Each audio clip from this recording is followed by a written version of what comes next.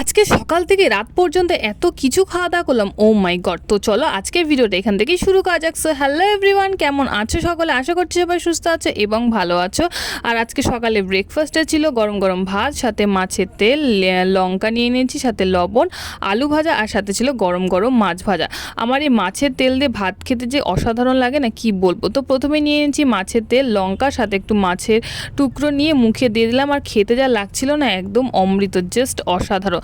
তো তারপরে মাছের তেলে বড়া হয়ে গিয়েছিল, যেন বদ্দি আমাকে দিয়ে গেল। আর মাছের তেলে বড়াটা গরম গরম, দেখতেই পাচ্ছ, হাত দিয়ে ধরাই যাচ্ছে না। তো সেটাও খেয়ে নিলাম। খেয়ে দিয়ে তারপর স্নান টান করে কিছুক্ষণ পর চলে এসেছিলাম লাঞ্চ করতে। আর আজকে লাঞ্চে ছিল মাছের ঝোল, সাথে মাছের তেলের তরকারি। আমার এই মাছের তেলের তরকারিটা এত টেস্ট লাগে খেতে যে মাছের ঝোলেরও আমার দরকার হয় না। তো সেজন্য খেয়ে নিলাম, দারুণ লাগছিল খেতে। তো তারপরে এটা খাওয়ার পর আমি আকাশকে সকাল থেকে বলছিলাম একটু ফুচকা খাওয়া না রে, নাহলে কিন্তু আজকে চাউমিন বানাবো, তোকে কিন্তু দেবো না। সেই ভয়ে বেচারা দেখো না 10 টাকা শুকনো ফুচকা আমাকে দিয়ে গেছে, কিন্তু আমার দিদি মা সবাই একটা একটা করে খেয়ে লাস্টে আমার ভাগ্যে দুটো ছিল। তো যাই হোক, এখানে দুটো খেয়ে নেওয়ার পর তারপরে আমরা আবার জল ফুচকাও নিয়ে চলে এসেছিলাম।